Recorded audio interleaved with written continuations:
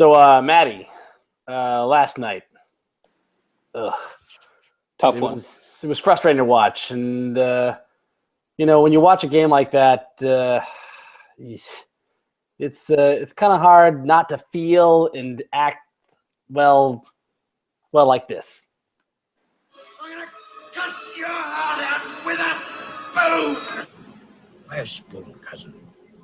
Why not axe? Because it's dull, you twit. It'll hurt more.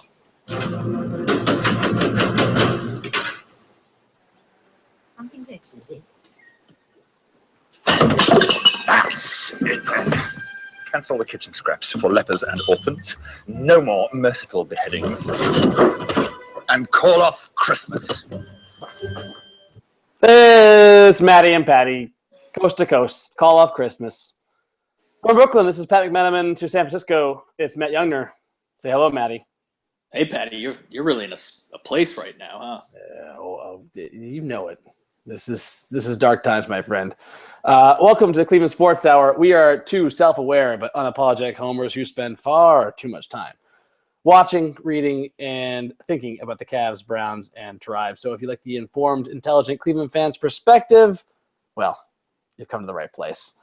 Matthew, I am very vexed. I'm very vexed.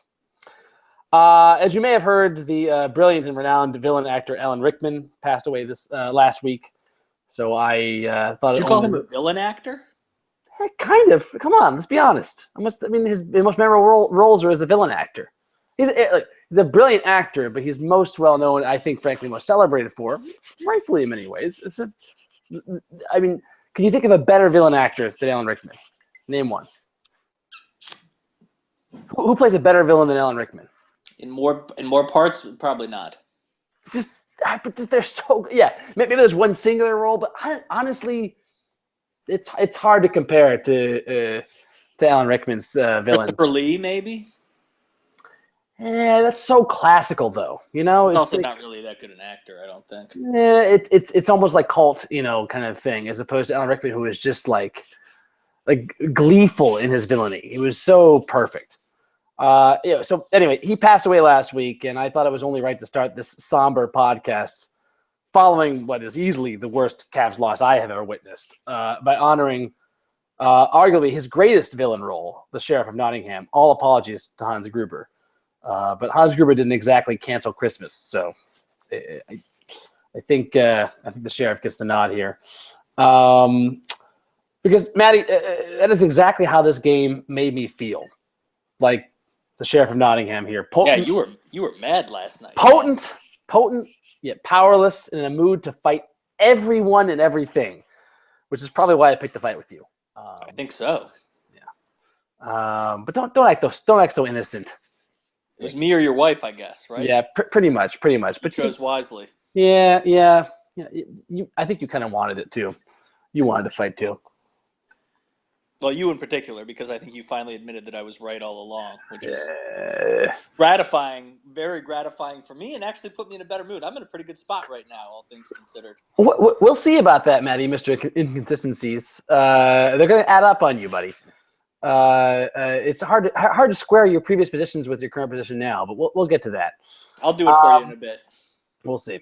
While it may have not been the worst home loss from a statistical perspective, I am hard-pressed, Matty, to think of a more devastating curb stomping from a psychological perspective. Here the Cavs are trying to convince the world and themselves that they can beat the Warriors. The finals, we were down two of our big three.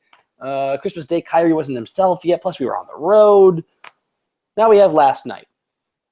As we just alluded to, in a highly entertaining reversal of positions, last night I was the one wallowing in despair. You were more inclined to take the optimistic route. But, start me off, Matty. Did you not just bear witness to the worst regular season Cavs walloping in your lifetime? You now take me off the edge. I've been spending the whole season trying to pull you back from the edge of despair. You pull me back from the edge of despair now. I think it probably was the worst loss for all those. Just the diff. And how much it meant. Like, just all the... No. I'm saying just from an actual beatdown perspective and everything that went into it, I don't disagree with you. It was a rough one. But But you said but. What was the date of the game? What date did it occur on? Well, it was later than November when you were pissing your pants on this very podcast, but it's January, still January 19th. Right, one game. Yeah. How long until the playoffs? We got a couple of months, money. A couple of months, 3 months, I think. Right? 3 months. 3 months. 3 months. It's a lot of time. Mm-hmm. So I think the perspective that says don't freak out here is if you weren't freaking out in November, I don't think you should freak out now. Really? I find that interesting only because, obviously I was not freaking out in November. I was concerned, disturbed, worried. And to me, this is a cumulative effect of all these things we've been talking about. Certain things not getting fixed, and we're going to get into this. So I'm the same level of freaked out now as I was in November, Patty. I'm scared. I'm scared that the Cavs aren't going to be good enough. The league has moved on from them. The formula they thought was going to win a championship isn't going to win anymore. The Warriors are way better than them and have outpaced them. The Spurs are doing the same. I was worried about that then. I'm worried about it now. Nothing about that game changed any of that for me. Okay. Nothing. Okay. Nothing about it. But so that's my point. So you're not freaking out from the standpoint of we were already dead and fucked. No, I already knew. You just got onto my page. That's my point. You just got onto my page in the book. Wait. So Matty, caught up. So Matty, your optimism is false optimism. The reason why you're sanguine and the reason why you are not disturbed by this is because we're already dead. No, this is your point. This is your selling point. You're pulling me back from the brink of despair.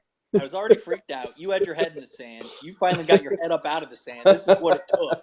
The worst loss in team history for you to finally fucking get your head out of your ass and realize what I was talking about. I'm the same level of concern. Now, I can fuck you back into things being not so terrible. Are you despairing? You were in like full-fledged despair mode. Not a single positive to speak of. Not a single positive to speak of with our front court. Yes, PT. Yeah, which was fueling me, which was driving me to provide the counterpoint of not that you were wrong to point out these shortcomings. There were obvious shortcomings. There were problems. They were a big problem. I had reason to believe that they were, one, fixable because these are the same players that were on our team last year that did great things. We have the same coaching staff. But then how do you square it with what we're watching on the court? And it's getting closer and closer to the trade deadline. This is around the same time last year that we made the big trades. About our season around. Several weeks after, but still. Was it? No, I thought it was around the 17th, I thought. That we made the first big trade, and then I think tomorrow night. I think it was earlier than that. Well, we'll have to look this up. The J.R. Shump trade was much earlier. I think it was it was definitely within a week of each other, Matty, if not a couple of days. I think Mozzie was like a week ago. And, No. They've been I was reading somewhere that Mozgov anniversary is coming up. The anniversary of his first game is coming up. I think it might be tomorrow night, actually. So either way, this is the month when we made our big trade, right, to reverse our fortunes last year. So this, to me, is the moment of truth in our season. This is the last chance we really have to do something about it, and that's what I'm getting at, Matty. I think that's going to be the theme of our podcast tonight.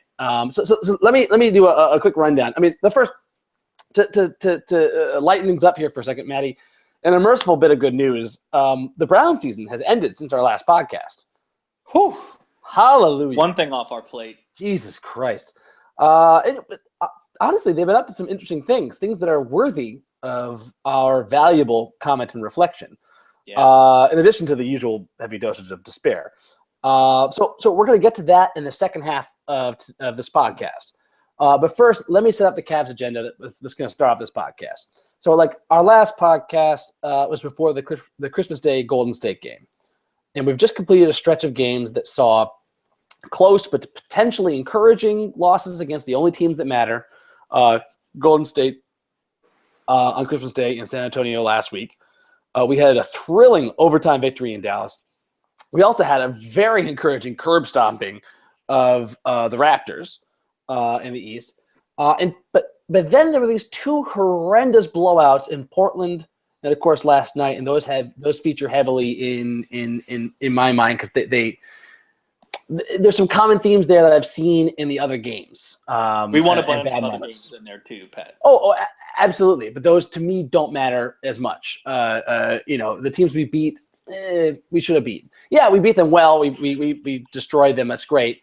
But I feel like those 6 games are the ones worth mentioning, if that's fair enough. Honestly, we should beat every team in the league except the Warriors and the Spurs. And and on the road, that's questionable. And so it's really just that one loss. The one crazy loss to Portland and the way we lost it. Even that one doesn't bother me. But the way we lose, we'll get to that. But the way we lose these games is what bothers me, and I'll get to why that did bother me. All caveats aside, but the question today for this podcast is, which we'll discuss all of those games and everything, all the different facets of the Cavs games through the prism of this question: can the Cavs win a title? Can they, with this roster? Or can some kind of schematic change in the coaching make the difference? That's the framework we're working with. And I think you and I can both agree that the Cavs' title chances hinge on a little bit of yes to both of those, changes to the scheme and to the roster a little bit. But I think from our arguments before the podcast, I believe you're going to push harder from the roster side. I'm probably going to push harder on what Blatt should be doing. And again, we're not just talking about last night's game, though that'll feature heavily because it's on our minds. But it's going to feature on the past 13 games since our last podcast and what they tell us, if anything. Sound good? Yeah, I'm in. All right, so Matty, I think we should start off with Timofey Mozgov. I'll start it off by just saying I picked him to talk about first because to me, I think you agree with me on this. He's the biggest problem in the roster and the scheme. He was the glue that made our defense really start to fucking work last year. He was the reason we were able to still compete with, Love out. And even this season, his inconsistent play shows how important he is. We are just a completely different team when he plays like he did last year. So what are your thoughts on the Bear night? Where do you think his inconsistency is demonstrated most, on offense or defense? It's kind of equal parts to me because on offense, it's just exaggerating more. He always had, weak hands. We joked about how he knows he has iffy hands and he wants to work on it, next year. Except it's only gotten worse. It's gotten worse. It's way worse. Way worse. Like you can't pass in the ball with any kind of. Last night he actually started the game off pretty well. I was super encouraged with him at the beginning. So encouraged early on. It was like, oh, that's great. Except there's, but again, he had the defensive breakdown in that first fucking possession. Yep, on the alley-oop to Bogut. And he's just out of position. He's just slow to rotations. He's not in position, so he's not going up at the right times. And then he's making dumb fouls because he's getting in his head. I don't know what to think. Honestly, it's hard to say which one's worse. I think honestly the offensive side is worse. If he fouls himself, he fouls and he's out of the game, and we deal with it, right? It's the fact that he has these just brain dead turnovers. So I go with offense being the biggest problem. But the point is, the reason why we need him to be okay on offense, so he can do what he's needed for, which is to make our doing on defense. Yeah, to make our defense whole. Yeah. Yeah, both have been bad, honestly. Defense might be more frustrating to me because I feel like that's totally in control. I think he's got bad hands. He's got bad hands, right? Yeah. He has to adjust accordingly and not chuck him the ball in those situations. That's frustrating and much more limiting for what his and our ceiling can be. Yeah, and you ignore that also. I mean, if you play him that way, then it makes our team so much easier to guard because they can just sag off, Mozgov, or at least give him enough space to fuck up, right? He'll gum up the spacing. Yeah, and it makes it impossible to play him and TT together. Yeah, absolutely impossible, which is so crucial to the fact that we were to win 2 games against the Golden State last year. Yeah, but I think the defensive end is more, in general, our defense is more worrying to me. Yeah, I mean just general, the deeper defensive issues. Yeah, I think that's more concerning for me because that's what we hung our hat on in the playoffs last year, honestly. Mm-hmm. And the hope was sort of just if you get Kyrie and Love back, offense will take care of itself. But as long as we have a strong defensive identity, we're the only team that really – and we really slowed the Warriors down and did it on Christmas Day too, by the way. Yeah. I we keep saying that the Warriors figured us out last night. Like they said this is the same thing on Christmas Day too. I agree with you on this, that I think that was mostly just the Cavs just shitting the bed and not the Warriors figuring anything out. I mean, they started off just hitting everything, and we, folded, which is another. We folded immediately. That's what it felt like to me. Instantly. When we came back to 15-11, we're like, all right, cool. We withstood the first push, and they did the exact same thing again. When they pushed the lead back up past 10, after we were within 4, within like less than a minute, we just broke. We just broke. The rest of the game was just wide open. We were done. Right. Which to me, Pat, is why I'm not freaking out so much about yesterday. I mean, whereas I do freak out because I worry about their right, their psychological strength, resilience. Forward. Yeah, Jesus. I don't know. I felt like we saw enough from them in the playoffs last year that's not what's going to cause. Like, I feel like when it gets down to it, we'll be in a place where we have our shit together for that. I think. Okay. Query, Matt. You just cited last year as evidence for why you shouldn't give up hope. That has literally been my entire argument to you this year about not being totally despairing. Concerned, worried, but not despairing, given the fact that we have the same guys and they've demonstrated that they've proved they can do that. So there's reason to hope they can get back to that. So just pointing out, you're using the exact same reasoning I've used on you in the past. Yeah, although I think I'm just talking about the will to play hard versus skill set and athleticism, which is what my concern is. Which is that even last year's effort wasn't enough. Yeah. Even if we had Kyrie healthy and Love healthy. Yeah, that's my word. I mean, I'm going to get to this last kernel later in the podcast, but let's tuck that away. That is a fair point and one that I'm certainly concerned about, and I share your concern about. I've always shared it. I'm just not willing. I'm not willing to admit it yet, because what's the point of watching the games if you admit that, or believe it? Frankly, I mean, certainly it's something you can be worried about. Well, there's a point still there. Yeah, certainly a point, something to be concerned about. I'm not willing to be like, we're done. I'm not willing to say there's no chance yet. Because what's the fucking point of enjoying a good basketball team? No, listen, it's not. We are one of the 3 or 4 teams that could win a championship this year. Mm-hmm.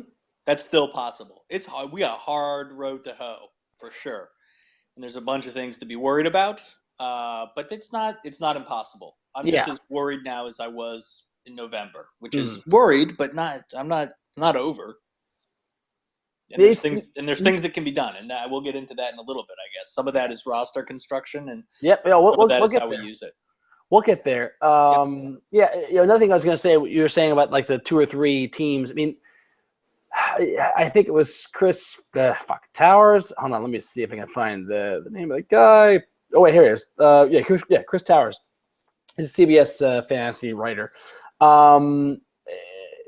He had put the poll out of, what tier are the Cavs on? If Golden State and San Antonio are in the top tier of 1 and 2, right? Where do the Cavs fit? Are they on that tier? Are they on a tier of their own, or do they share a tier with the Clippers and OKC? Mm-hmm. What do you feel about that? I think they're on a tier of their own above OKC and the Clippers. Okay. I feel like we're actually with the Clippers and OKC. Well, I mean, we'll get some. We play the Clippers on Thursday, right? Yeah, no, exactly. We're going to find out, and more importantly, I think not putting us above them, I think, gives us too much credit and them not enough. OKC is a good fucking team. And the Clippers have. I remember handling them without Kyrie and Shumpert. Do you remember that happening? I do, absolutely. But I also remember a lot of horrible things happening to the Cavs that we made excuses for. So I'm sure they could make the same excuses. So I don't count them out at all. You know what I mean? Like they have enough talent and they are playing better defensively. They're playing better offensively and defensively. I feel like than they played under previous coaches. I feel like they're a dangerous team. The Clippers also dangerous team. They are also a fucking basket case that can just blow anything at any time. But the point being, I feel like that sounds like our team, Matty. That sounds like the Cavs. A really fucking talented team that could beat anybody, but could also just blow it in a moment's notice and just get blown out of the gym. Does that sound like the Cavs? That sounds like that to me that sounds like that tier. But I agree. Yeah, I feel like we're better than those two teams. I feel like we're firmly 3 if we're gonna do that. But I feel like we're certainly, if there's a tier, I feel like we aren't clearly above them. All right, I disagree. I think we're clearly above them. Okay, I hope you're right. This is how honestly, who cares? It doesn't matter. Those teams aren't going to be in the finals. As I said, the only teams that matter. Maybe OKC, if Durant goes bonkers and he's capable of it, can get by the Spurs or the Dubs, but the Clippers can't, man. I don't know. The Clippers, the way Clippers played last year against the Spurs, that's my point. They can go crazy at any point. Is my whole thing. Yeah, the Spurs are better than they were last year. Yeah. Yes-ish. No, they are. They're better than they were last year. We'll see. I mean, I'm telling you, they are better than they were last year. That's it. Kawhi's made a leap, and they have Aldridge. And the Kawhi certainly made a leap. Aldridge, and they make bench guys out of fucking thin air. So everybody who's worried their depth was sacrificed. That doesn't really seem to have been an issue. They always do that. The big thing is that and Parker looks better. Parker's healthy, but my whole point is, again, that's an old team, and you can't count on that still being healthy. That's for sure. I mean, that's another reason to hope is shit happens too, right? Yeah. Like we went in and had our 2 and 3 guys go down in the playoffs last year. That could happen to anybody. Curry still has weak ankles, as far as I'm concerned. Mm-hmm. He's been injured a lot this year, although he looked pretty good last night. All right, before we move off Mozgov, TT versus Mozzie in the starting lineup. What are your thoughts on that? We've had a couple games where TT was starting for like 3 or 5 games in a row, and then Mozgov started the last 2 nights in a row. Right. I honestly don't think it matters. Well, I feel like unless it's psychologically to I don't think TT cares. Unless it's psychologically to Mozgov. I don't care who starts. Honestly, I like the idea of us being able to just change who the starting center was based on the lineup. Yeah, it doesn't bother me at all as long as the players can handle. I mean, that gets. I feel like Mozgov, something we'll talk about with Blatt in a little bit, which is do we have terrible communication with our players and do they not know what's going on? And if that's the case, then that's something to worry about. But in general, I agree with you. I'm plug in whoever. Yeah, because beginning of the year, I was hoping we would do a thing like this where we would say, Mozzie, you start against, the marquee 6'11" and bigger centers, the guys who are big post presences, who are big threats down low. That's really only like a dozen teams in the league. Yeah. And let TT start against everyone else, and Mozzie comes in as that just dominant fucking crusher, but it just hasn't worked out that way. I'll tell you. I'll take it a step further with that, Pat. I think we might want to think about not starting Love if we get to the finals and play the Warriors. You paint me as the Love defender, and it's only mostly because I'm a proxy. Not proxy? What's the right phrase? A fool. A foil. Yeah, foil for you. Not foil, fool. I said fool. I think you mispronounced the word foil, Matty. You meant to say foil. It's foil. You meant to say foil. Who's the more foolish? The fool or the fool who follows? Sorry. I was being more of a foil for you to just sort of defend because you were so down on him. Last year you and I were kind of on the same page with Kevin Love. That he was disappointing, but you know what? I feel like we're not seeing what he can do. This is going to get to my Blatt stuff later. I still feel like we're just not putting in the right positions. I mean, look, clearly a lot has to go on Love. Like, just fucking play, man. Like, just fucking hit shots. Like, he was terrible last night. Oh, awful! Just the fucking worst. And the vine they had of him on that horrible defensive play where he just kind of ran this way, and my man's not this way. I'm going to start running this way. I'm not going to bother like stopping or anticipating movements and just wall. It's just. Now I will say. I will also say the same thing you're about to say, I think, but go ahead. Oh, that was almost everybody last night. Yes, exactly. LeBron was horrible rotating off. TT was not good at it. The whole team was shit. And again, it was a total team breakdown, which again for me is a reason not to freak out so much. I guess, but why is the whole team breaking down? This is getting to my point. My emphasis on the coaching. Why is the whole team breaking down so fucking regularly? It wasn't for example. Twice, Matt. So regularly is twice this year. No. Where the whole team has broken down. I'm gonna break Portland in this game. You tell me the other game where the whole team broke down. Fourth quarter. Maybe that Wizards game that we lost. Yes, also fourth quarter San Antonio. Look, I'm not talking about being blown out of the water. I'm talking about massive breakdowns across multiple players. For example, the San Antonio game, fourth quarter. I'm going to jump ahead here.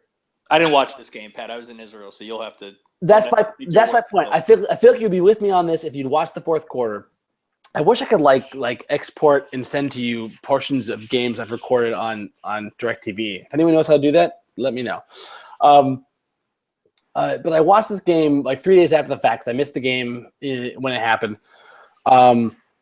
I watched the fourth quarter after having seen all this Sports Illustrated breakdown, every single Kevin Love breakdown. The Kevin Love breakdown, they're not wrong. Kevin Love's terrible at defense. He had bad defense in almost all of these plays, or at least inadequate. Like he wasn't good enough, like even from a physical perspective. I get that. That was never the point with him. But what upset me was boiling the whole game down to Kevin Love being attacked. The entire game until the fourth quarter, Kevin Love was actually doing a good job, solid job. Not like being amazing defensive presence, but he was holding his own.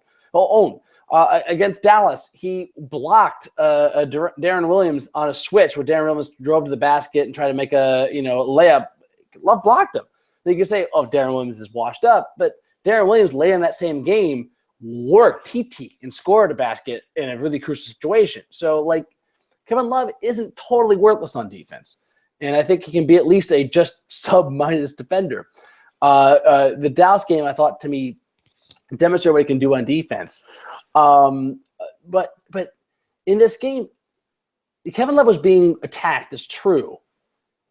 But the rest of the team was fucking terrible on all the rotations. This guy did not talk about how he didn't say these guys all hit their perfect spots, but Kevin Love was the one who was left. No one was hitting their spots.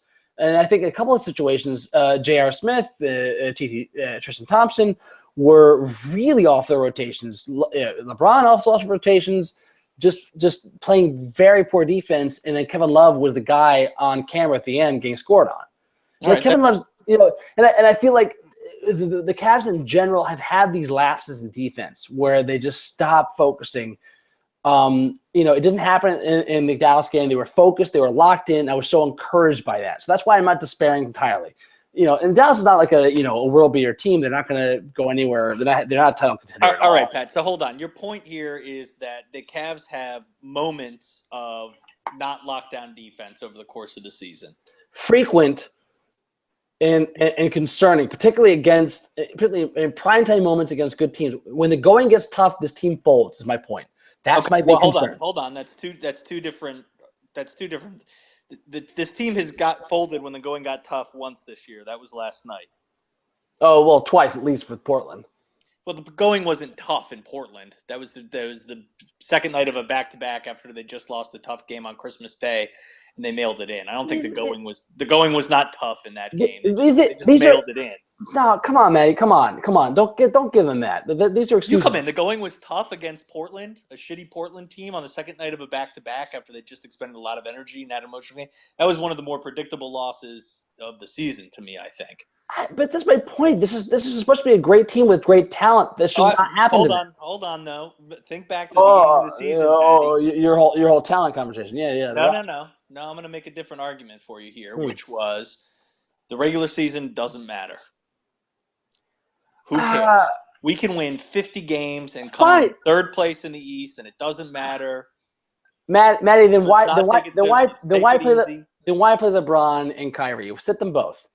If you're gonna play them, there's no reason why, even tired and not caring, you can't.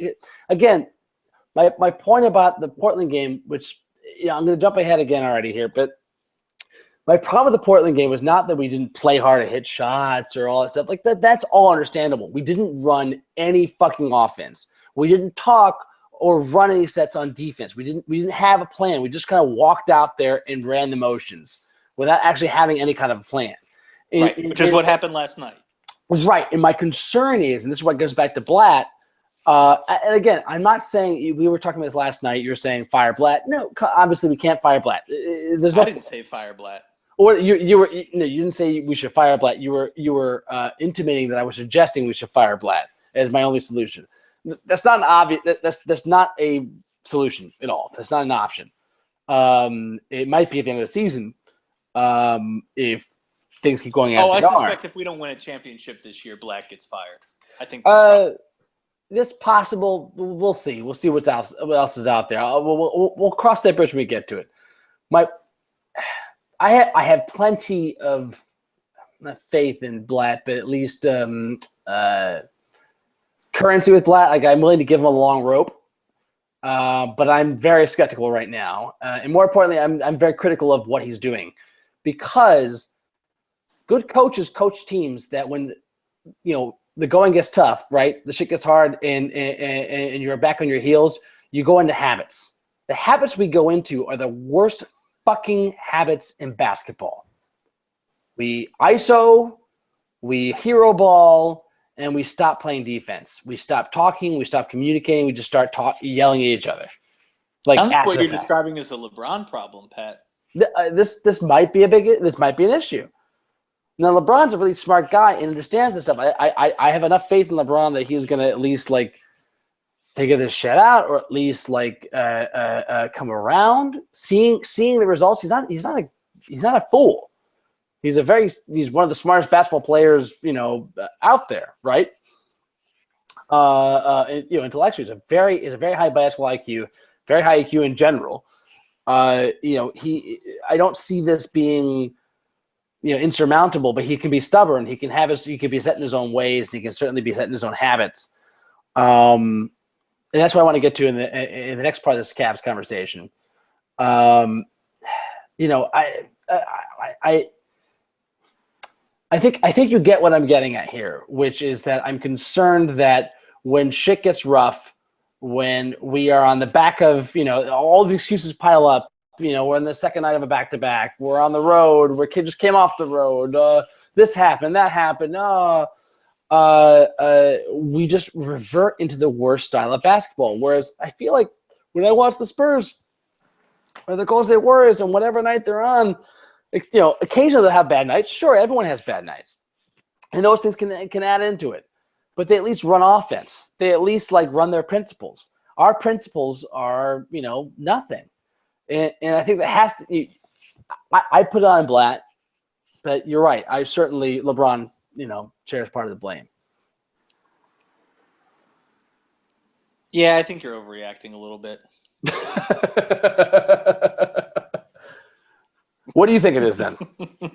I think they had a shitty game, man. I think they came out super hyped. They got punched in the mouth, and they just got frustrated, and they didn't have it. That sucks. And it's unfortunate, but I don't think that means that they're not tough enough or they don't have what it takes. This was one of the toughest teams mentally that I can remember last year in the playoffs. Man, they pushed through some stuff that would have worn out other teams way earlier than it did us. So I'm just saying I'm worried about it. I'm worried about it with them. Just to quote, to take your page, right? I'm worrying about it now. Matty, are you worrying about it? You're not worrying about it. You're just everything's not all worrying fine, about that. I'm worrying about that we're just not good enough. Yeah. Okay. Those are different concerns. So your concern is an unfixable concern. My concern is they might be able to get this way, they might not. My concern is fixable, just not within the context of this season, I don't think. So you're giving up on the season. That's what you just basically told me. No, Jesus, Pat. Didn't you listen to anything I said earlier? I listen to what you just said right now. My concern is that this roster just might not be good enough to beat those teams. You didn't say might, just can't. You just said can't. All right. Well, that's not what I meant. All right. Fair enough. I'll accept that. I think there is a chance that I'm not gonna. Go ahead. Full bore, not good enough to beat the Spurs or the Warriors in a series. I think that's possible, and that is my concern. I don't think it's impossible for us to beat them, and I think we're capable of playing way better. It's likely that we can't beat these guys. But yes, I agree. I still agree it's possible. So I still have hope. Matty, you still have hope? Yeah, for sure. Of course. All right, let me get through a couple of different things before we get back into our flow here. All right, so one of the things your brother, in particular, Johnny Youngner, has been, stumping for constantly, incessantly. Oh, more Andy time? Yeah, more Andy time. Like I love Andy Verge. I have his jersey. I feel responsible for, we haven't talked this a lot, but Matty, I have a closet full of jinxes. Maybe you should buy a Curry jersey. Ooh. Should I do that? Maybe start using this power, Pat. You just find a used one on eBay or something. And loyal listeners, should I buy a Curry jersey to jinx him? Because let me lay out the. Just let Saul wear it. Let me lay out the jinx here. So the first jersey I bought, I think, was a Varejao jersey. Shortly after LeBron left. No. Actually, before LeBron left, I bought a Luke. I didn't even buy a jersey. I asked my dad to get me a jersey, and he bought me a Luke Jackson jersey. Mm-hmm. He bought a Luke Jackson jersey, like in the preseason that he was clearly going to be cut. And I was like, Dad, he's gonna be cut. It was an amazing jersey. I gave it away to a friend of mine. It was the same as Shaq's jersey, and then Shaq happened. Then I got Varejao. And then Varejao proceeded to get injured every single fucking year for the next 4 or 5 years. Yeah. Then I got Deion Waiters. I was super excited about that. No, sorry. I also got Ilgauskas. Maybe in his last year, I think the year that he got traded away, or sorry, he got cut and then re-signed, and he was just not the same guy, and it was bad blood, all that bad shit, and we ended up losing. Then I got Varejao. Then I got Deion Waiters. Rough. Then I just got the beginning of this year, I got Timofey Mozgov, and Timofey Mozgov has not been the same. He's been horrible. Been real bad. Matty, I don't know what should I just get. You know what? I should just get a Mark Price jersey, right? Just some kind of like. You want to kill the poor man? Jeez. I want to wear Cavs gear for games, Matty. What can I wear that I won't jinx the team now? Whatever I wear, I'm fucking them over. Oh, Jesus Christ. Oh, fuck. You nailed it. I think I have to wear Hot Rod. Matty, I'm seriously, before the week is out, I'm buying a Hot Rod jersey. I think you should. Or at least, is it crazy to buy a jersey for Hot Rod? A custom jersey for Hot Rod in the current team's colors. Would that be the right mix? That's crazy. That's crazy? I should only get old school Cavs. Yeah, the real jersey. Real jersey, not like. Okay. Yeah. All right. That's what I like. I like our colors we got now. That's my problem. Anyway. All right. So should more Andy time. So more Andy time. Should we be playing more? I think yes. I think we should be playing. Frankly, I think we should be entertaining the idea of just like taking Mozgov out of the lineup for a couple of weeks and just work with him off the court and like get him away from the pressure and just like start playing with him and say, hey man, just take 2 weeks off. Like, be in practice, stay out of the games. I know it's going to suck. It's going to feel weird, but just work on this stuff. Don't worry about it. Maybe psychologically that's worse. I don't know. But, like, we got to try something drastic to just, like, help him feel right. I saw one tweet. I could not find it for the life of me, Googling earlier today, that he mentioned briefly for the first and only time some reference to some personal stuff. Yeah, I know what you're talking about. So I don't know what it could be. His wife, his family, who knows? Russia, Jesus Christ! That place it's fucking Nazi Germany in the 21st century. So who knows what's going on with him? But just like give Varejao more time to get him ready because we might need him when push comes to shove. And he's been okay. He's not been great at all. He's not been what I hoped he would be this year, even when he's been playing, contrary to your brother John, who thinks he's Jesus Christ. He's the solution. He's the solution to all. He's exactly. But we should be playing him more. Absolutely. He needs to get in the rhythm, and LeBron might do better. I don't know with Varejao out there. He needs to get more play. Bottom line, I'd like to see him play some more minutes, even if he's going to be used spottily in the playoffs. Let's get him up and get him ready. I'm with you. Agreed. He shows some goddamn heart out there, at least. God damn it, yeah, absolutely. He didn't play great last night, but Jesus Christ, he's one of the only fucking Cavs you play with. He was flying around out there like a man. Flying around. He's trying fucking hard. He was trying. He and JR were the only people showing heart last night. Jesus Christ. That's right. All right, so Matty, Mozgov, getting back to the trade stuff, do you trade him or keep him? I don't know it all depends on what the trade is, right? Like, I don't know. If he's a throw-in, sure. Who's interested in him, though? It's a contending team. We don't really have assets to add to anything right now, right? We're out to our 2018 draft pick, I think. So it's like that plus him for something. To a non-contender. Otherwise, you're looking at contenders who want a rim protector. What are they really going to get back to us? It's an expiring contract. So, tell me a package and I'll judge it. But just on the surface, we need to get him back if we traded him, unless we're making a separate deal with the Haywood exception. That's my whole point. Is that and Mo Williams or something for somebody else in our? So that's my point. Given the right trade, I would trade him. But he's certainly expendable. But the point being is that we're trading low on him. We need someone that he can be. Yeah, that fits his profile. There's no one else in this roster who can do that role. No, play a role. So we need to get a shot blocker back in any kind of deal, even if it's like a 3 or 4 piecemeal deal. Yeah. So and I just don't think it's going to happen, and we're kind of fucked. We have to hope that he comes around. So we have to do everything possible to make sure he comes around by the playoffs. That's it. Doesn't matter. He can suck the entire fucking season. It's the whole point. No, I think that's right. Outside of somebody getting bought out and coming to play and signing with us, or I don't know, maybe a Markieff Morris situation, I think our roster is going to be what it is. Yeah, which is weird. I mean, we cleared the space by trading poor Joe Harris, but yeah, we're gonna see. All right, Matt, let's move briefly on to Love. Kevin Love, not briefly. We'll be. Nah, we've covered Love a lot too. I don't know that we need to rehash a bunch of stuff. Not too much. I have a few things to cover, but first of all, if most of our listeners probably have heard about Love's comments, they may not have actually heard Love's comments. So I'm going to play in full the reporter's question and his answer that caused a lot of consternation, specifically that he was calling out LeBron, saying LeBron, our leader, had to look in the mirror, first. And so certainly how it was spinned. Let's listen to how what Kevin Love actually said, and then we'll have a few more words about Love's demeanor in this interview. Let's listen.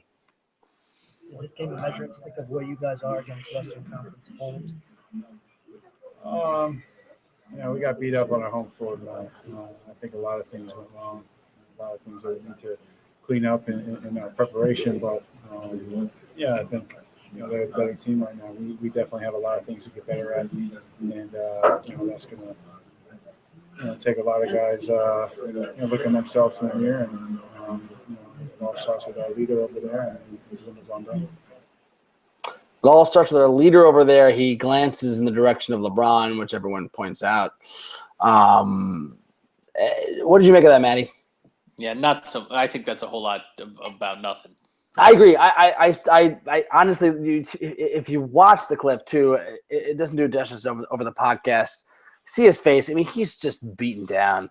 He looked like me last night, for God's sakes. I can imagine how I would feel actually playing in that game. He just didn't want to say anything, because he was upset and didn't want to complain about the team or anyone. I mean, it's also an 'cause he played acknowledgement poorly. of all of us need to look ourselves in the face from the mightiest of us to the least of us, right? Yeah, and he's acknowledging that LeBron's our leader. Like, not like, hey, it's I agree. all LeBron's fault. It's more like, hey, like, this is our leader. This guy over there, we got to take a direction from him. He's gonna get better. Like, he wasn't saying like, hey, it's all his fault because he's the leader. It's not. He was just giving his nod. He was giving his like due to like the leader of the team. Honestly, I think he was talking on the top of his head.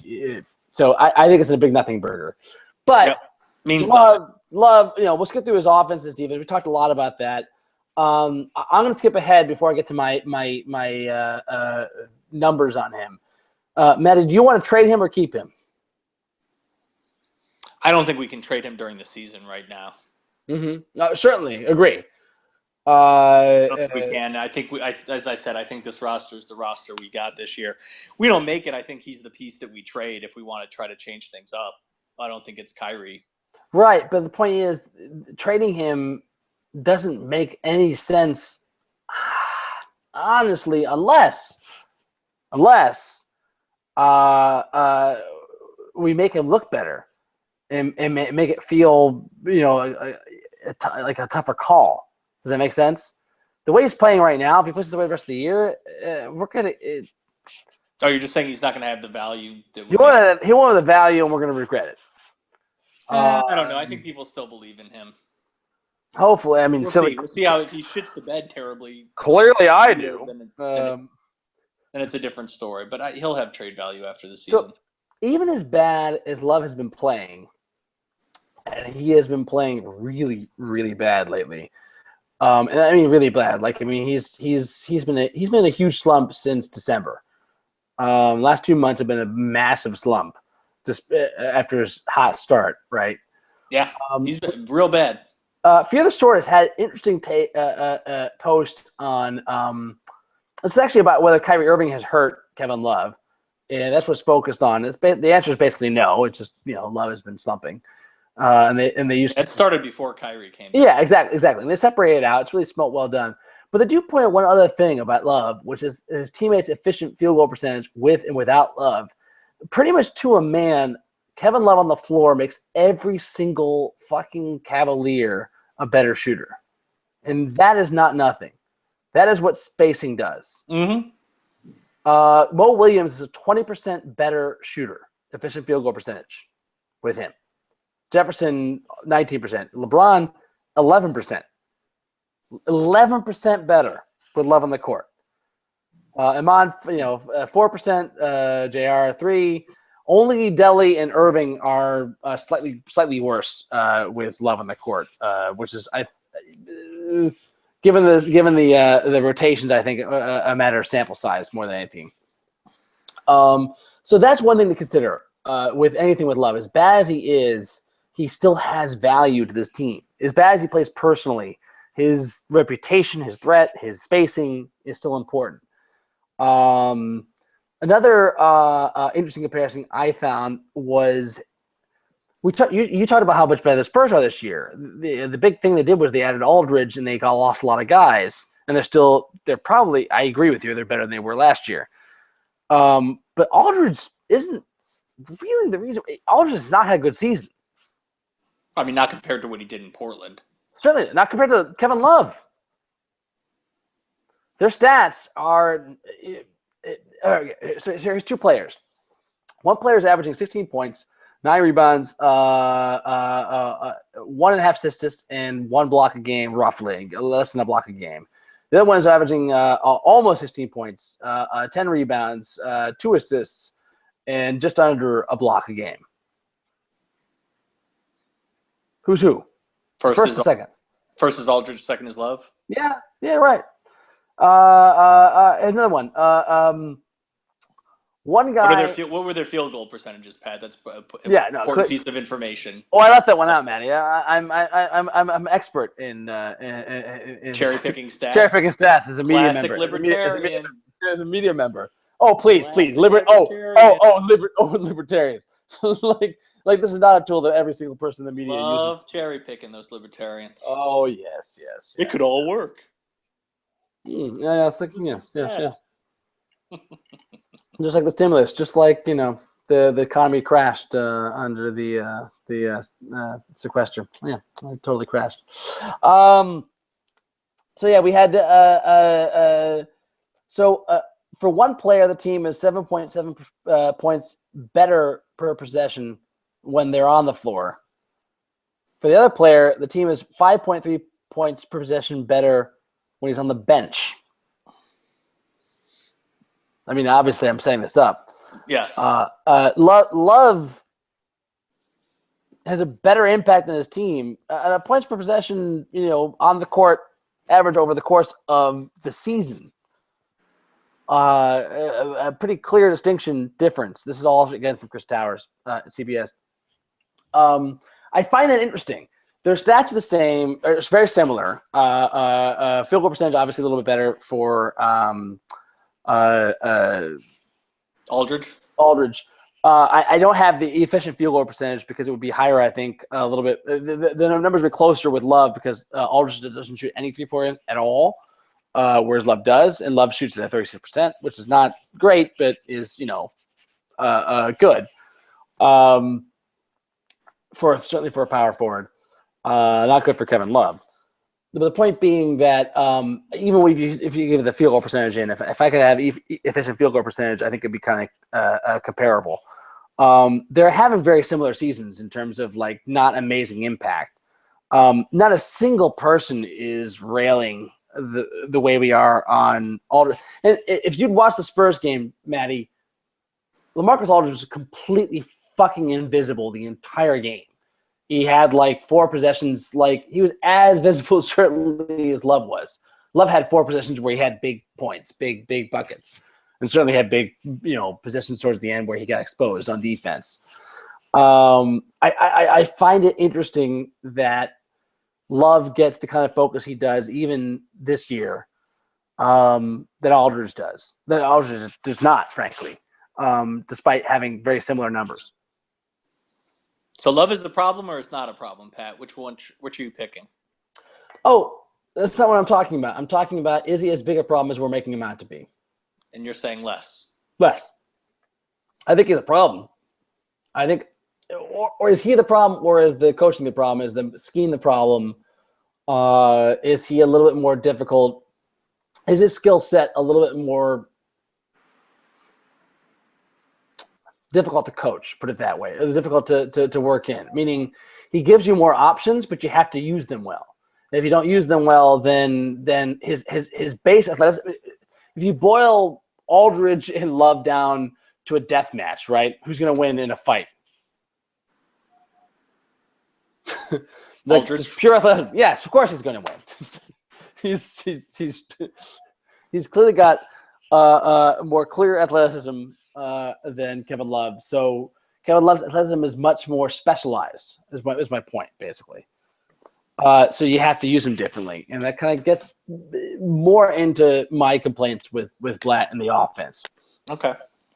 So I know I've been talking a little bit here, so bear with me, fans. I know you're happy not to listen to Matt too much because clearly that's the consistent feedback we get. The feedback we all get is that Matt just takes up all the oxygen. I talk too much. He talks way too much. There's not enough Patty in this podcast.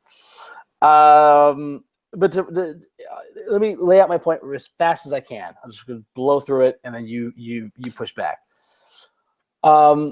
As I said earlier, there's no offensive sets at all run during the entire Portland game, during the fourth quarter of the Spurs game, and none last night. I mean, if there were offensive sets to run at all, they're pick and rolls, which is Mike Brown level shit.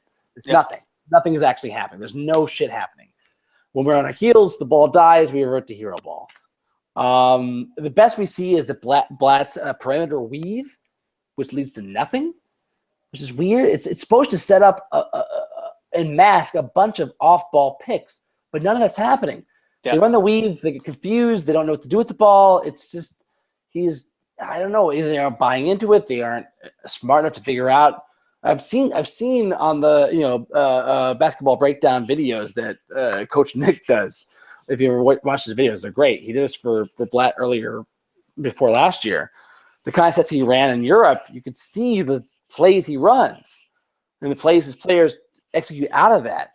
these aren't like world-class players. These are like second-tier players running these plays. I don't get why we can't do that unless maybe I'm just wrong about Blatt's system and, NBA defenses crush that and just take those options away. It's also very possible. I don't know.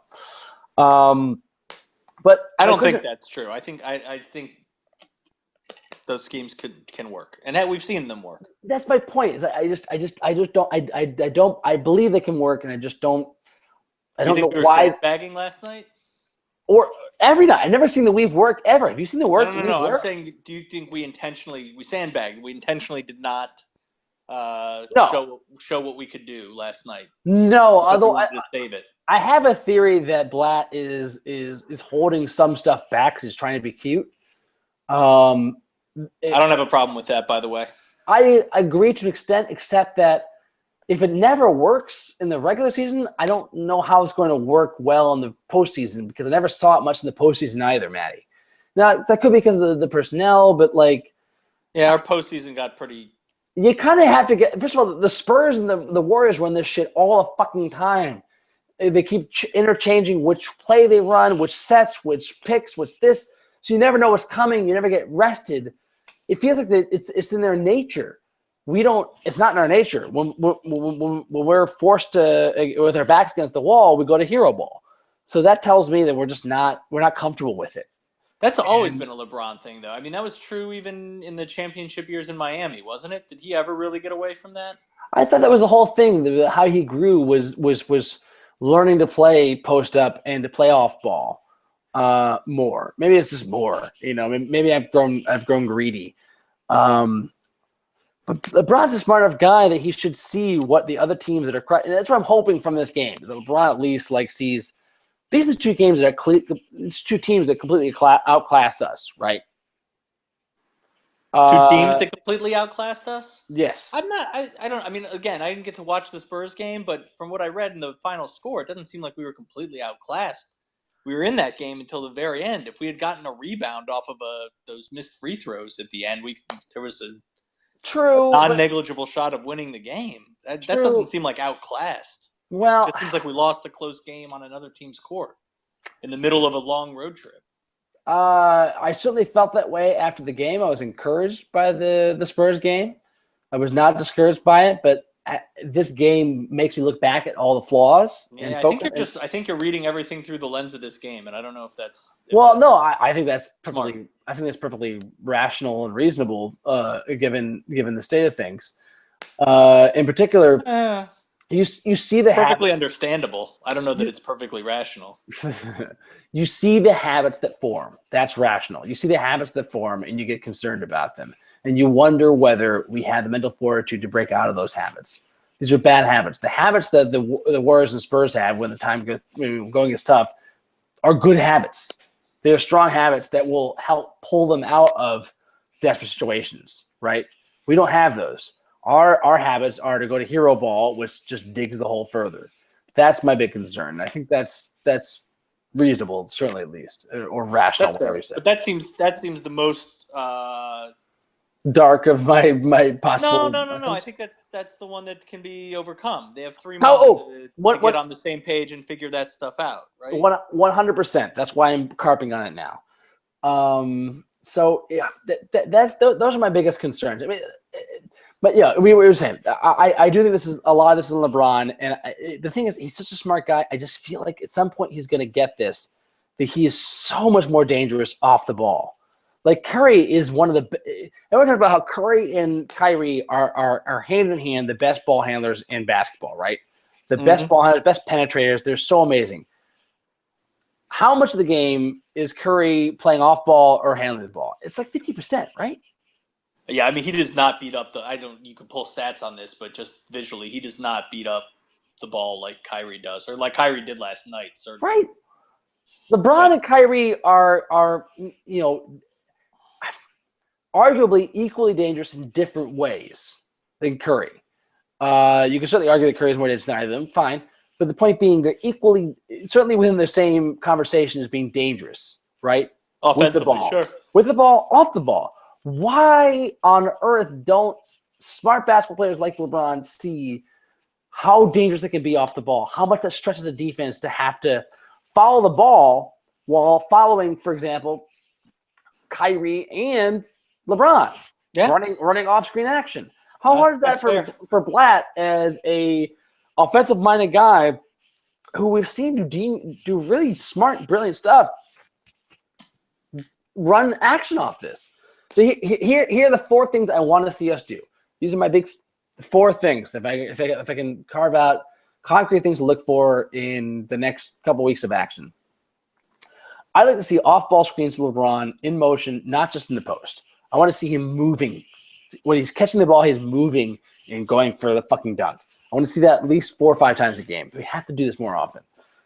I want to see more. I want to see more what we saw at the beginning of the season.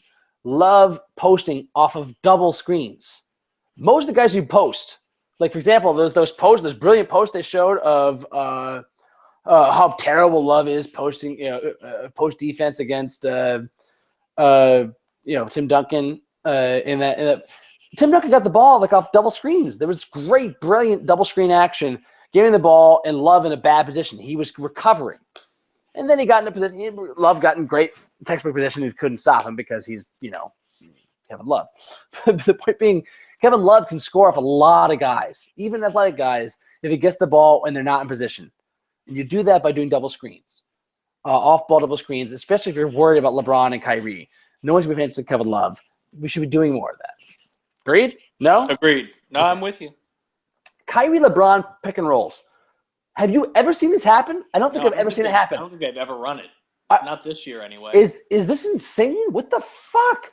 These are the 2 best finishers in the game. Easily top 5. Wouldn't you say? Well, in the top 5, including all the dunkers and stuff. Top 10.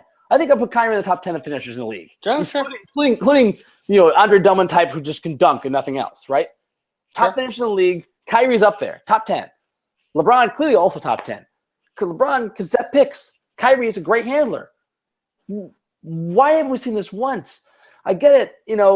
Maybe they're doing it in practice and they're just waiting to unleash this on the finals. And I sure as God hope so, but why aren't we doing that? That'd be nasty if that was true, wouldn't it? Wouldn't it be?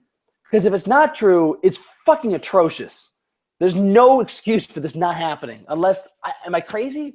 Can LeBron not finish in the pick and roll? I agree. It's super weird that they don't do it. It just seems insane. How can you stop that? I don't know how you can stop that. If you had LeBron and Steph Curry, wouldn't you be doing that every single fucking play, the entire game? Correct. I also want to see Kyrie playing more like Curry. Why aren't we doing more off-ball shooting guard screens like we used to run for Mark Price, who is arguably as good a shooter as Kyrie, or I'm sorry, vice versa. Kyrie's as good a shooter as Mark Price, I think. No? Yeah. He may be as good as Curry, but that's dangerous. The whole point is teams have to adjust for that. Well, look at the way we played defense against Curry. We gave him so much shit because we threw the kitchen sink at him. If people had to adjust their defense and get out of their comfort zone, that's why Golden State is so dangerous. They have 3 dynamic players that can kill you if they get the ball in space. The defenses stretch themselves over and they overcommit. They make mistakes. They're in bad position. There's no reason LeBron, Kyrie, and Love can't force the same issues on defense, on other defenses. We just don't. We make ourselves so much easier to defend by doing this dribble ISO shit. Yep. I agree with all of these points, Patty. All right. We've already at an hour, so I've gone past my promise. But we have a lot. We had a month of shit to cover for, so I feel justified in going along tonight. All right. Should we go to the Browns? Yeah, I think so. Anything else we want? Let's make sure we haven't covered everything else that we haven't. I covered have one here. thing I want to say. Yeah. I do not think JR should have been thrown out of that game. I didn't really have a problem with him running through that pick that hard. Foul call, fine. If you really want to do the flagrant one, fine. The ejection was totally unwarranted to me. But if your thing was, I'm worried about this game getting out of control. It's chippy already. I wish to God the NBA refs had the common sense to do that in the Celtics-Cavs series last year before they let that get out of control. And it ruined our chances of a championship. I mean, frankly, the way they called this game, I think, made it more likely that this shit was going to happen.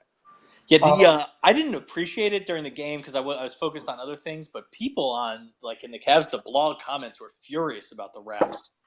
Oh, I mean, you and I both have opinions about this. I really hate to find myself in a situation of defending, or at least harping on the refs, because I have a tendency to do that. So I'm trying to fight it.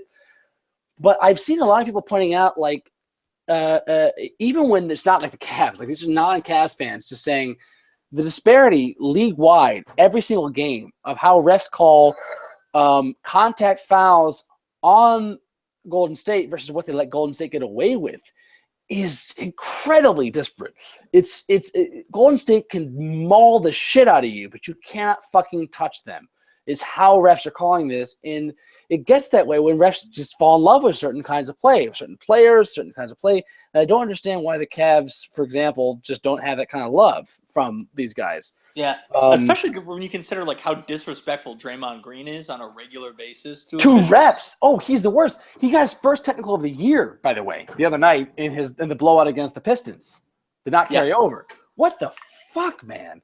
It's just so aggravating, and it makes it so hard to watch basketball when certain teams just get passive. They get different treatment. Yeah, and I don't know how to deal with it. I mean, certainly this game last night's not going to change that because of how JR played. And again, the JR foul was bullshit. I expect that to be. Honestly, I don't know if it's going to be reversed. Honestly, because of his reputation alone. I don't even think. No, in the consensus, I didn't like that. Jason Lloyd said, of course, that's what he deserved. He got it. I mean, I think didn't Jason Lloyd say it might be reversed, but after the fact? But he said it could be reversed, but it's not surprising given his I just disagree with it completely. As somebody that used to run really hard through picks and pick up basketball, I think that's what you should do. To me, I disagree with you last night when you said it's not flagrant at all. I was like, it's a flagrant one. That was clearly in the replay. If he got called for a flagrant one for that in the playoffs last year, right? That's my point. Yeah, was it Draymond? I don't even know who it was. I thought it might have been against the Bulls. Or God, even the Celtics. I can't remember at this point. But I remember it was definitely JR running. It was definitely JR running hard through a screen and getting called for it. And I remember just listening to Chris Webber say, "I'm not sure I've ever heard of anyone getting called for a flagrant for running through a screen." I'm like, Chris, you weren't watching that game, I guess. God bless you, Chris. Okay, exactly. So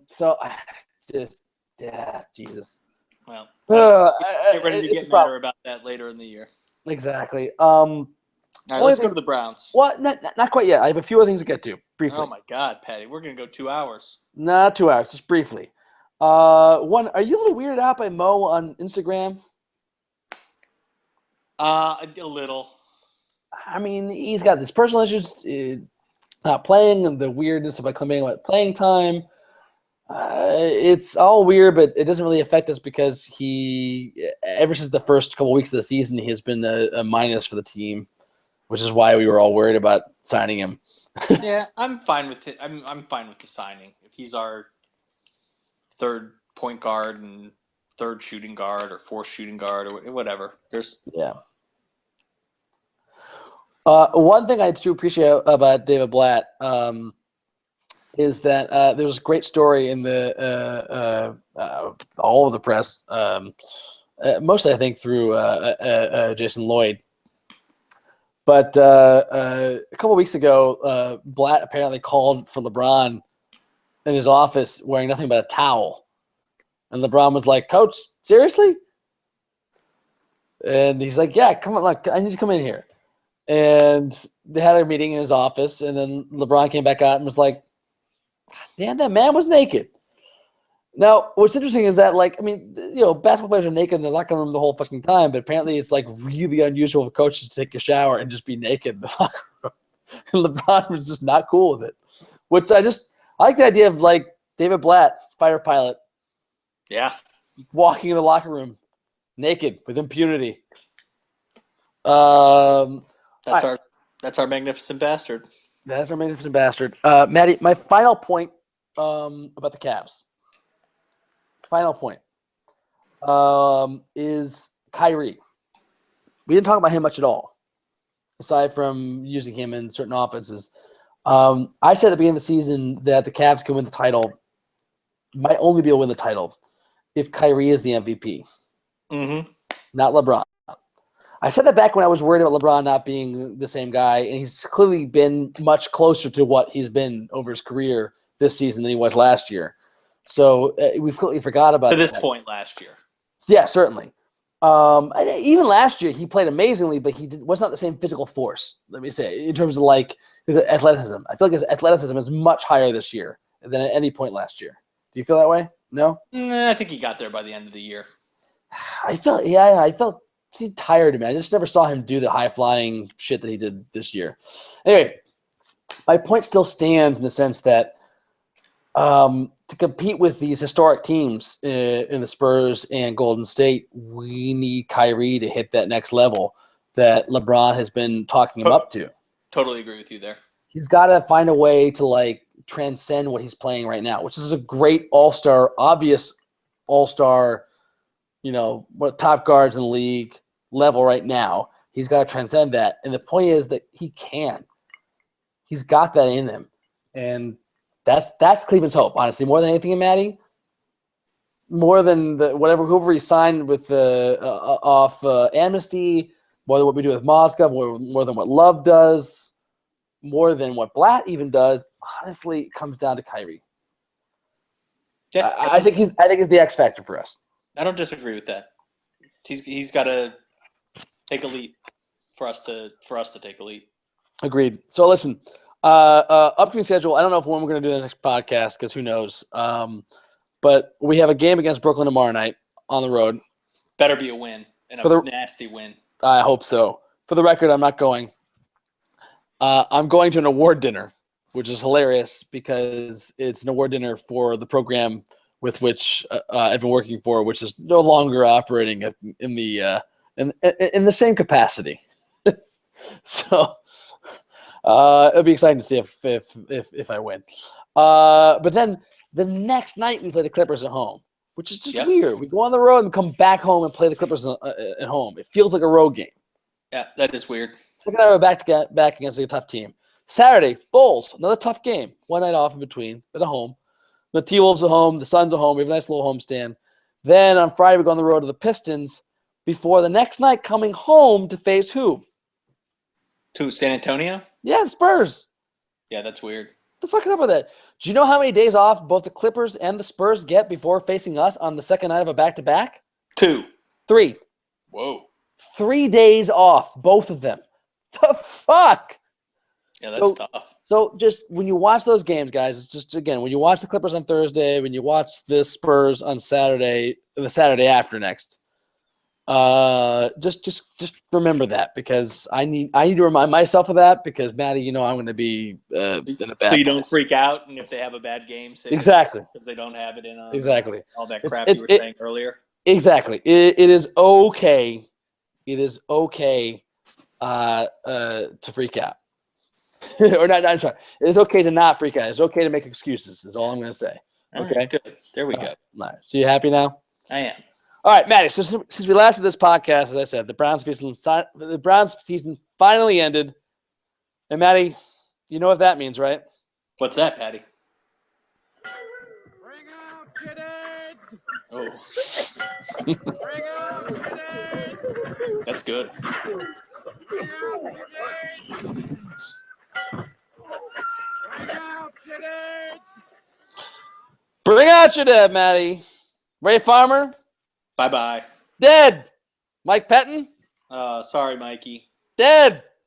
Mike Lombardi, Still dead. still dead. Joe Banner, Still still dead. Still dead and getting paid. Oh, that's right. But Matty, what will become of Billy Manziel and Justin Gilbert and the $2 million per catch man, Dwayne Bowe? Mm. Well, we're not going to find out right away. That's for Big Daddy Hugh Jackson and swings a big bat, Paul De Podesta, to figure out. But I think it's And all. Sashi Brown. What's that? And Sashi Brown. Yeah, Sashi Brown. I had no nickname for him. He doesn't need one. I guess not. Big Daddy, Swings a Big Bat, and Money Man, Sashi Brown. Does that make sense?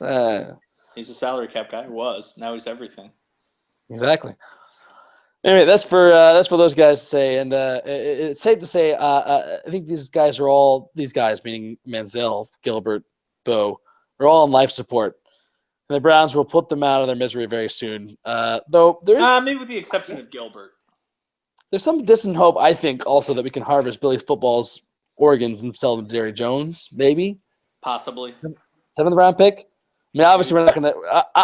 Obviously, considerations. Late round draft pick. Obviously, we're not going to sell his liver. No one's going to buy that. Oh, Patty. Hey. He says as he drinks the scotch. I'm excited to have an adult in charge. Which adult? Hugh Jackson? DePodesta? Sashi Brown? DePodesta, Sashi Brown. I think those guys are going to behave like adults at least. Yeah, it's exciting. I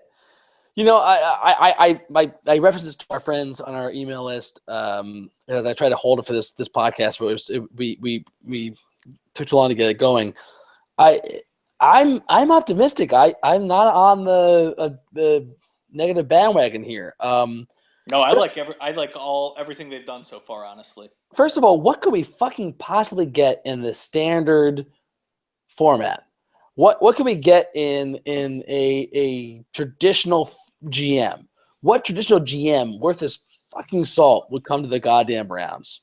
Yeah, no one. We would get the worst of the fucking worst. Just like the last two coaching rounds we tried to run, where everyone came and had big talks with us. We're like, see you fuckers. You guys suck. I don't want to deal with this. I thought this was a smart fucking move, and I feel like it was a long process where he realized what a laughingstock we are. What also not exciting destination Cleveland is. No offense. I love my fucking hometown, but people don't want to come here. Here, I say. Go there, since neither you nor I live there anymore. So this made sense to me to at least excite potential talent to come here, and two, it might pay off. Who knows? We can't do any worse, honestly, than what we've been doing the last 2 or 3 years. Correct. Can we? No. I hate to tempt the fates, but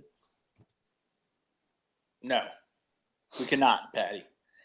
I like these hires. I like where they're going. I know some people are worried about analytics and that you can't measure heart with an algorithm or whatever bullshit people say. I think that's a gross misunderstanding of what analytics is.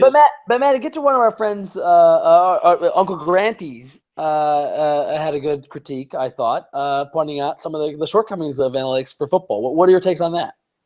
I don't think he pointed out realistic shortcomings of analytics. Who was it? I think some other people did about sample size and all that stuff. I thought it was Grant. Sorry, never mind. No, I think Grant just said the line about how you can't measure heart with an algorithm, and that bothered me. Fighting words. No,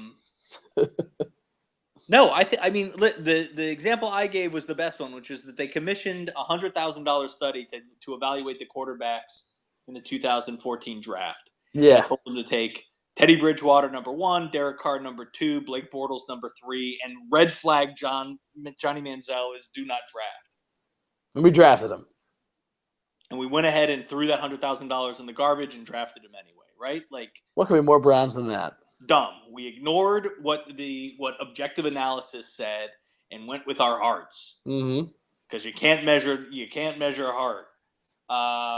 You can measure if somebody's going to be a decent football player, apparently, though, because we would have been better with any of those 3 quarterbacks right now. Than we are. I'd take Bridgewater. I would take Carr. I would take Bortles. Any of them over Johnny Manziel. That was stupid of us to take him. I thought it at the time. It was correct. We knew it. We had the analytics that told us to do it, but we just decided to ignore them. So that's what I mean by adults are in charge. Yep. At least that's what I hope. It seems like they're on the same page, at least. I mean, one of our more importantly, that's a good point, Pat. That there's a analytics can get blown and are worthless if you're not willing to execute on them, and that's from top to bottom in the organization, right? You have to have a manager that buys into the ideas, or a coach, that buys into the ideas on some level. And that Farmer and Pettin, for whatever bullshit stories at the beginning that they were on the same page, were not on close to the same page with stuff. No. Farmer gave him so many players and Pettin, clearly Farmer grades out lower on my list than Pettin does. I feel like on everybody's list. Pettin gets a C, maybe a B- at most. At best. Farmer gets an F on all grades. Yes. And Pettin was making do with a shit sandwich, and I feel bad for him. I want him to succeed somewhere. He's going to succeed somewhere. I feel like he can be a good coach if he can learn how to fucking manage his goddamn timeouts. But anyway, I'm excited that we're buying into the analytics in particular. Our friend Dave Deming pointed out that this might just be Haslam trying to consolidate power. I'm like, what the fuck does Haslam have to do to consolidate power? He fucking overrode the entire operation to draft Manziel. Yeah. He can do what the fuck he wants. I think he might actually be learning from that mistake and putting the analytics guys in charge. I think he might be doing a mea culpa of, hey, my bad. I really fucked up. I blew this up. And I'm not going to say Farmer's not to blame because I fucked him up. Farmer has demonstrated in other ways that he's not, fit for the job. Yes. So this to me seems to be like a real plan. Yeah. I don't know, but I'm inclined to optimism, except when I despair. But yeah, no, listen. We're a long way from being a halfway decent football team. mm-hmm. But this feels like a reasonable start to me, and that is encouraging. Also, I thought I saw on Twitter just before we started that they really think that Ray Horton's going to come and be the defensive coordinator. I think that's great, man. I do too. Holy shit! I mean, first of all, take a step back from Ray Horton. How about fucking Hugh Jackson? Yeah. His fucking press conference, the way he's been like, the way he talks, the way he's been like drumming up like excitement, like dude, that guy. You want to go to battle for that guy? I do. Yeah. I'm all in on Hugh Jackson. I don't even give a shit what his background is. Like I'm the asshole that's like into charisma, like because I loved Mike Pettin just based upon his meme mugging, right? I mean, I give him at least 50% of my affinity for Mike Pettin was based on his meme mugging because I loved it. I just thought it was great. I love his slogans, play like Brown, which got obviously more pathetic as the team got more pathetic. But I like what he was trying to do when he started out. It was just good. You can see the team responded to him in the first year. They kind of faded in the second year because the results weren't there.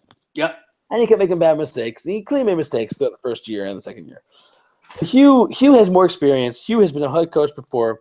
Hugh doesn't give a fuck. You can tell by the last quotes he gave as the head coach of the Raiders when he was that's great, wasn't it? Oh man, it was like, oh, this is what's bad about him. This was bad about him. I'm like, you know what? This was fucking boss about him. Yeah, no, I like that too. I agree with you. He just said this shit ain't gonna fucking happen while I'm the head coach of this fucking team. Yeah, I'm gonna take more control of this fucking team. I'm gonna make sure this bullshit does not happen. Like it was like, damn, like that's what I want in the guy as a player. If he tends to play, organized sports, that's what you want in a guy and a leader. You want a guy who's going to be, inspirational, but also angry, not just like, a hostile psychopath, but, a guy who is inspirational, but like, just like fucking, hey, we're going to fucking, take care of business. This guy's exciting. And what I also love, so we got, black head coach, Ray Horton, black defensive coordinator, Sashi Brown, black chief executive, I guess. I don't know. I love what's going on in Brownstown. No, I'm happy with all of it. What do you think it means? I know we're pushing time now. It's all we're well beyond it. Let's write this off, Matty. What do you think is going to happen with our offensive line? All right. I think Joe Thomas. I mean, whatever. Witherboard, Joe Thomas. Where's he going to go? He's under contract. He's going to stay, and I think he's going to be happy. I think he's going to be happy because he hates blowing things up, but he just wants competency. And if Hugh Jackson can provide that, Joe Thomas is going to be happy. He's got like 3-4 years left of top condition. Well, 2 maybe, certainly top condition. Before Right. of like There's an argument to trade him, right? Yeah, I think honestly, you're not going to get good return on Joe Thomas ever. Would you trade him if you could get a first-round draft pick for him? Not this year or next year. It depends who from. Because, Matty, who are you going to replace him with? If you don't have a left Now tackle, you're back up. I agree. You probably have to take a left tackle maybe with that pick. yeah. So, like, what are you going to do? I just mean that left tackle would be 22 years old versus whatever. Just now 31 years old, 32 years old. Agreed. You have to do it before the season. You can't do it mid-season.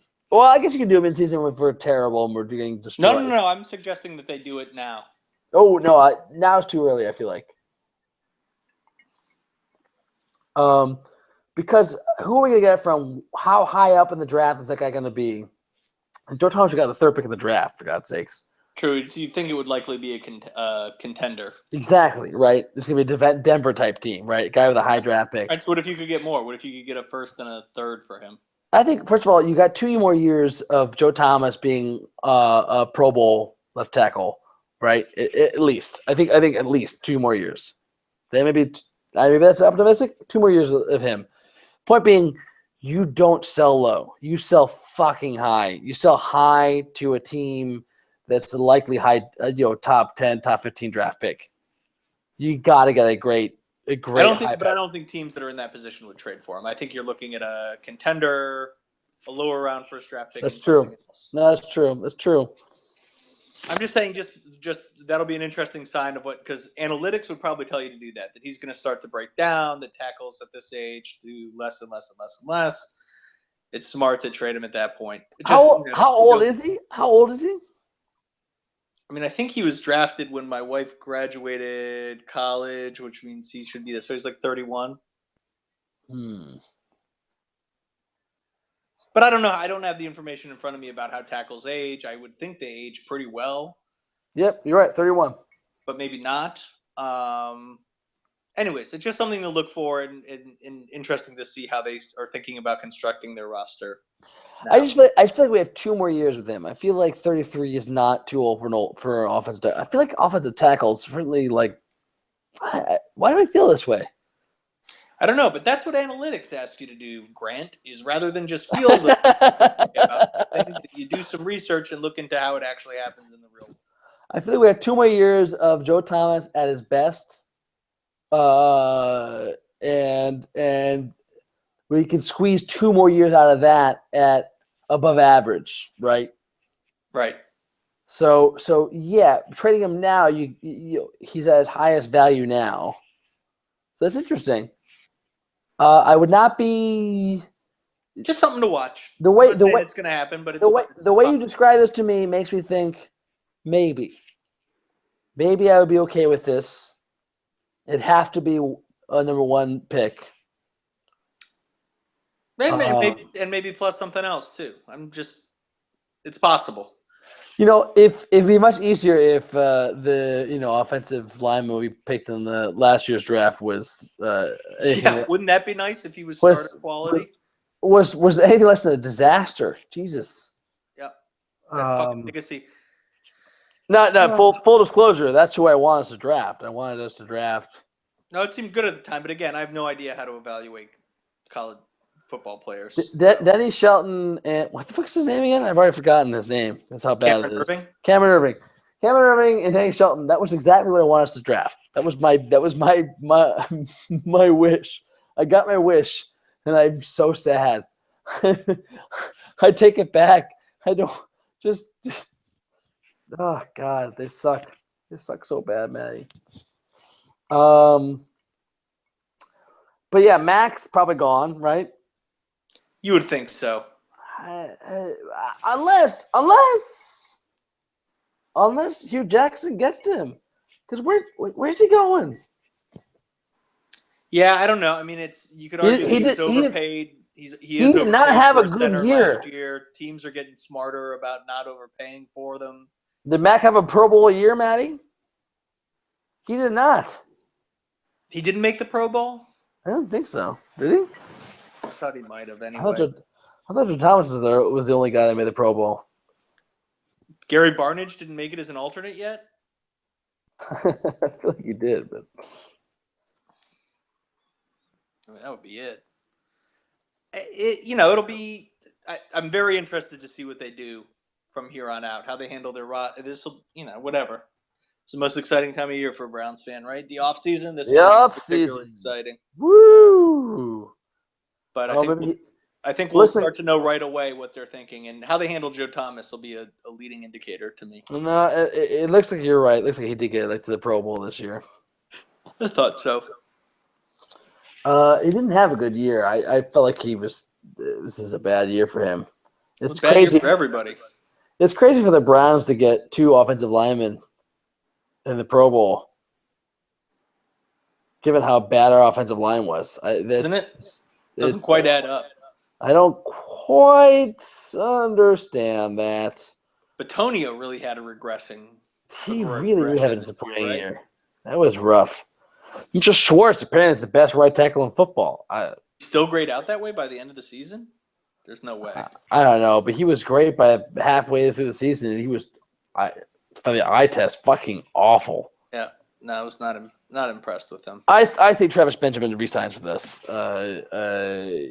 I mean, although I don't know. Honestly, Hugh Jackson made a couple of comments about how fucking short our receiving core is, which is nice, refreshing repudiation. At the same time, I don't know who's going to be super psyched about Travis Benjamin. Maybe they will. I think it's 50-50 whether he comes back, but I think we might come back. Matty, do you draft anybody but Jared Goff with the number 2 pick? Again, I mean, I know so little about college football these days that I'm not a great person to ask, but I think I don't know. Maybe I won't contradict what I said before. I've said that you should not take a quarterback at the top of the draft because just the opportunity cost of the other top talent that's a more sure thing there isn't worth it. That you might as well just stockpile them later. Mm-hmm. So I'm not sure enough about the depth of quarterbacks in this draft to tell you that, but you could talk me into taking – if a quarterback up there is 50% a sure thing, I might rather get a 90-something% sure thing in another position of need. My whole thing But that's just my general philosophy.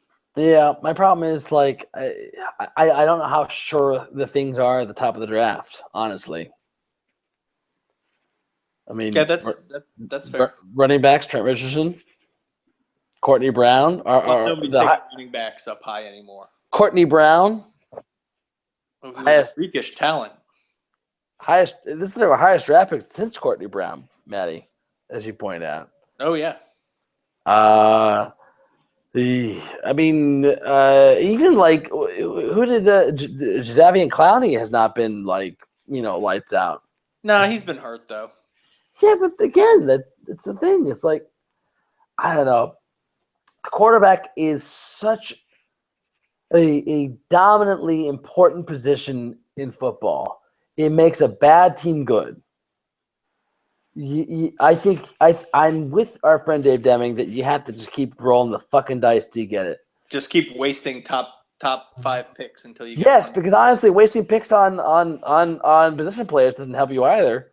Think about how many you're wasting. I agree. Wasting them doesn't make any sense. But if your hit rate is higher for other positions than it is for quarterback, and I don't know that that's true. I'm speaking in pure speculation here. But if that is true, then why not wait, especially if the hit rate for quarterbacks lower in the draft is just as high? And again, I don't know that that's true. I mean, were all the quarterbacks – how many of the quarterbacks in the last round of the playoffs were first-round picks? 6? Russell Wilson was not. But I think were all the rest? I don't know. Roethlisberger, Manning. Oh, Brady was. I will say with an analytics team in place, I'm a little bit more accepting of outside the box thinking. even though I'm nervous about it. My thing with Jared Goff is that I read two articles, and that's all I need. I'm convinced. that's my GM work. Yeah, you don't need an algorithm. You read 2 articles. I read 2 articles, Matty. Did you read 2 articles about Jared Goff? I don't think so. I have not read anything about I did not think so. So clearly, I am the authority here, Matty. So listen up. No, but I read these 2 articles. They were good articles. They were like Zach Lowe type articles that have like the visual demonstrations of what they're talking about, and I saw a lot of good stuff in Jared Goff. Jared Goff does not have a good team. One, the University of Carolina Bears are terrible, right? No NFL marquee talent there. They'll have some NFL players, but not like top draft picks. And the fact that he was able to stand out was based upon his technique. He has. I'll send this to our friends. If I can, not be an asshole, I'll put it on our podcast comments list, links to these articles. But there's a great Monday Morning Quarterback article about this, and another article I can't remember where from, but I'll find it. One shows how he has the chop feet. I never heard that before, but he chops his feet, so he's constantly like stamping his feet, so that he is constantly moving his feet to be in position. So the minute he has to throw, his feet are in position, which is like not a really common thing for quarterbacks to get, apparently. Okay. So you see it a lot in guys like Andrew Luck, and Aaron Rodgers. Now they have better arms, they have more quick releases, but when I watched the video, I was like, you know what? He's right. I don't see quarterbacks doing this in college. I don't see quarterbacks doing this in the NFL, frankly. And when he throws the ball, he's always just miraculously in this robotic position to throw the ball well, right? So that helps his accuracy. And it helps the fact that he's not that super fast or mobile, but the point being that even when guys are coming at him, if he sees an opening, he's already in position to throw the ball. And to me, that's just like the Monday Morning Quarterback article made this really explicitly clear. This guy's a scout. He's a scout saying this is not a really common talent. The downside on him is that he's small. The best comparison to him was that he is Aaron Rodgers, but Aaron Rodgers had 2 to 3 years to bulk up on the bench. This guy's not as big as Aaron Rodgers right now, but he could be. He's got the frame for it, but he's not as old and bulked up for it. Well, that doesn't really worry me so much. To take the hits, exactly. I'm like, I feel like Hugh Jackson could kind of protect this guy, and if Hugh Jackson drafted this guy had that kind of talent. Jesus Christ, man. So, bottom line, I don't see us drafting anyone else besides Jared Goff. If we do, I'm gonna be upset. I'm just gonna guarantee to be upset. Even if it's a kid from Memphis? Oh, especially if that's that kid from Memphis. That kid is the next fucking bust. Who's the guy who played for the Chargers that was terrible? Played for the Chargers? Ryan Leaf? Yeah. That's sort of how I feel about him. He's just not ready. He's got that he's got all of the old school scout attributes. And just none of the metrics. I don't like him. I don't like him at all. Fair enough. Not a fan. So we have to draft a quarterback number 2. I feel like that's a mistake if we do anything else. But we'll see. We'll see how the process, capital T, capital P, goes with our number guys. But you know what? Fuck it. The Browns have been nothing but horrible since they came back. So I'm willing to trust my team, what's left of it, in a bunch of numbers guys, Moneyball guys. So I'm all on board. You? All right. Something to be excited about, Patty. Something to be excited about with the Browns. It's exciting.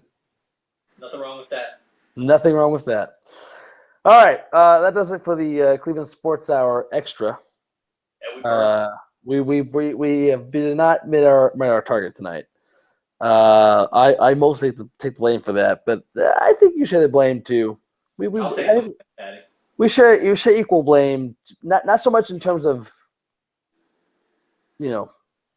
time speaking. Clearly, I'm about 80-20 to you, but in terms of the amount of time between podcasts that necessitate so much conversation. That's true. I'll take equal blame for that. Yes. You and I both had to renege on 2 occasions. So, Matty, until next time, hopefully next time sooner. Yeah, sooner for sure. This is Matty and Patty saying, Friendship.